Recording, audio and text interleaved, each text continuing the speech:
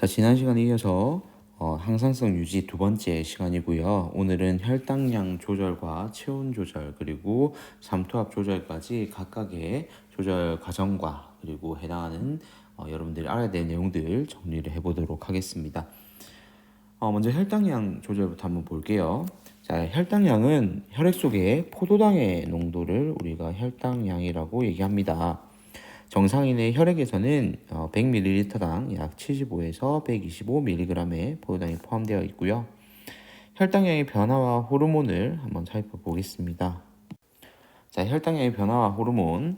지금 왼쪽과 오른쪽 가, 나 이렇게 자료가 주어져 있는데요. 자료를 해석하는 간단한 형태라고 생각하면 되겠습니다.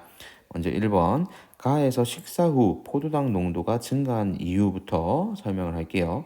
자, 음식물의 탄수화물이 소화 과정에서 분해가 되죠. 탄수화물이 분해되면 단위체인 포도당이 됩니다. 그럼 이 포도당은 소장 모세혈관을 융털에 있는 모세혈관을 통해서 흡수돼 가지고 혈액으로 이동을 하기 때문이죠.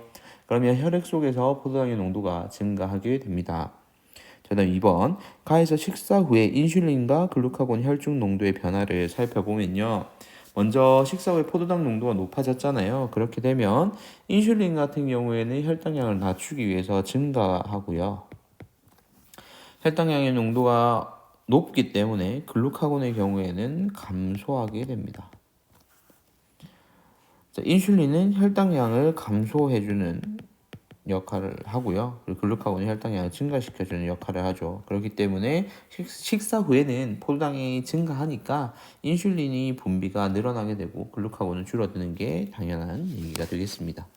그다음 3번, 나에서 운동 시작 후 글루카곤의 혈중 농도가 높아진 이유를 살펴보면 포도당 우리 몸에서 에너지원으로 사용이 돼요. 그래서 운동을 하게 되면 포도당의 소비가 증가를 하게 되겠죠. 그렇게 되면 혈중에 있던 포도당이 이미 소비가 되기 때문에 농도가 굉장히 많이 줄어들게 됩니다. 그렇게 되면 이 정상 범위를 유지하기 위해서 우리 몸에서는 저장되어 있던 글리코젠을 포도당으로 전환을 시켜줘야 되겠죠. 그렇기 때문에 글루카곤이 증가하게 됩니다.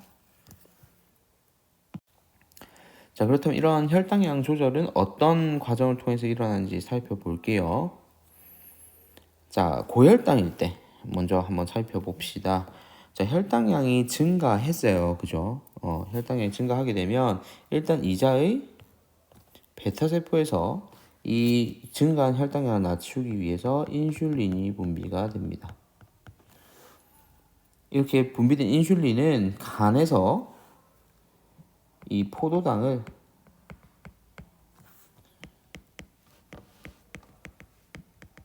글리코젠으로 합성하는 과정이 촉진되어 가지고 혈중에 있던 포도당을 글리코젠 형태로 변환시켜 저장을 하고요. 이 상태에서 이제 체세포로 포도당의 흡수를 촉진을 하게 되죠. 흡수는 적혀 있네요. 흡수를 촉진하고 따라서 우리 몸 혈중에 있던 포도당은 글리코젠으로 전환되거나 소비가 되면서 전체적으로 감소하게 됩니다. 정상 혈당량을 유지하게 되고요. 저혈당일 때를 보겠습니다.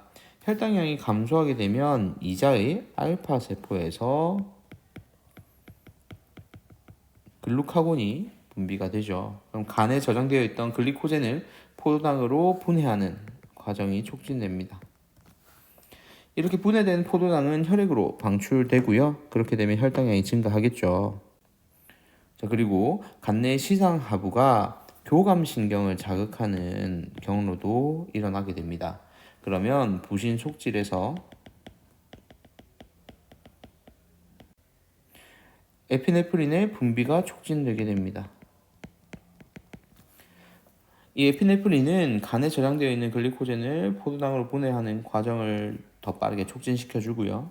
이렇게 분해된 포도당은 혈액으로 나가게 돼서 우리 몸의 혈당량을 증가시켜서 정상 범위로 유지하게끔 만들어주는 역할을 하게 됩니다. 그래서 선생님 수업할 때도 얘기했지만 이 그림을 여러분들 사진 찍듯이 통째로 기억하는 게 가장 효율적으로 여러분들이 이해할 수 있는 내용이다 라는 거 다시 한번 강조하고 다음 페이지로 넘어가 볼게요. 자, 두 번째로 체온 조절 한번 살펴보겠습니다. 자, 먼저 추울 때부터 한번 볼게요. 자, 저온 자극이 주어지게 되면 우리 감각신경에서는 춥구나 라는 걸 인식해서 간내 시상하부에 정보를 전달하게 됩니다. 그렇게 되면 우리 몸에서는 두 가지 방법이 있겠죠. 우리 몸에서 생산하는 열의 양을 증가시키거나 또 우리 몸에서 빠져나가는 열을 최소화하거나 그래서 이 두 가지가 동시에 여러분들 몸에서 일어나게 될 겁니다. 먼저 발생량을 증가하기 위해서는 자연스럽게 세포호흡이 증가를 해야 되겠죠. 물질 대사가 촉진이 돼야 될 건데 그러기 위해서 우리는 티록신이라는 호르몬이 필요해요. 그래서 우리 앞서서 음성 피드백을 다루면서 배웠던 티록신 분비 과정이 일어나게 됩니다. 그래서 이 TRH 분비량이 증가하고 뇌하수 전엽을 자극하게 되면 뇌하수 전엽에서는 TSH의 분비량이 증가해서 갑상샘에서 티록신의 분비량을 증가해주고요. 또한 이 간내시장하부에서 교감신경 작용을 통해 피부 모세혈관을 수축시켜주고 그리고 부신 속질을 자극해서 에피네프린의 분비량을 증가시켜줍니다. 그러면 이 결과 물질에서 촉진되면서 열의 생산량이 증가하게 되거든요. 우리 몸에서 그러니까 열을 많이 만들어낸다는 얘기예요.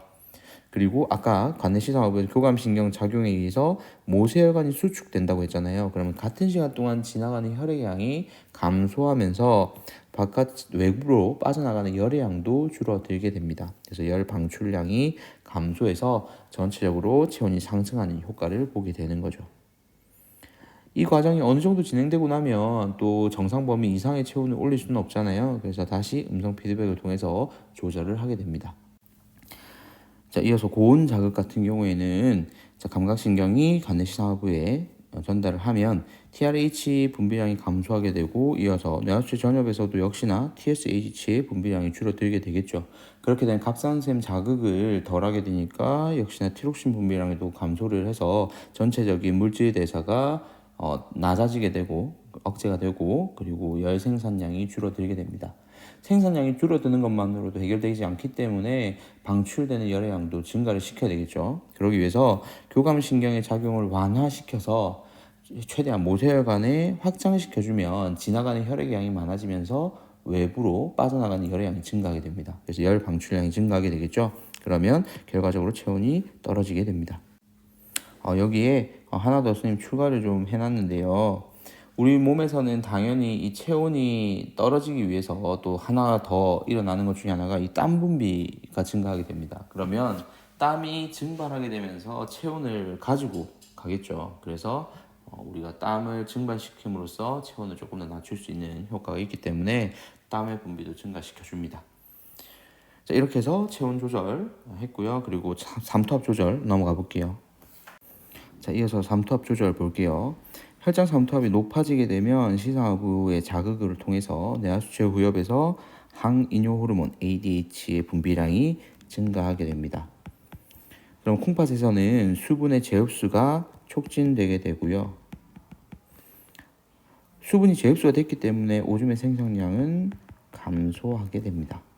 그렇게 되면 몸 안에 수분량이 증가했으니까 혈장 삼투압이 낮아지게 되고요. 혈장 삼투압이 낮을 때는 시상하부 자극을 억제함으로써 뇌하수 후엽에서 항이뇨 호르몬 분비량이 감소하게 되겠죠. 그러면 콩팥의 수분 재흡수도 억제가 되고요. 그러면 소변으로 나가는 물의 양이 증가하겠죠. 그래서 오줌의 생성량은 증가하게 되고 따라서 몸에서 물이 많이 빠져나갔기 때문에 혈장 삼투압이 다시 높아지게 됩니다. 이런 원리들을 이용해서 우리 몸에서는 항상성을 유지를 하고요. 이 과정에서 호르몬들이 관여한다는 거 잘 기억해 두시기를 바랍니다. 자, 다음 시간에는 인체 내에서 일어나는 방어작용에 대해서 정리를 해보도록 할게요. 그 전에 오늘 문제가 굉장히 많이 출제됐기 때문에 문제 강의 잘 들어주시고 정리 잘 하길 바랍니다.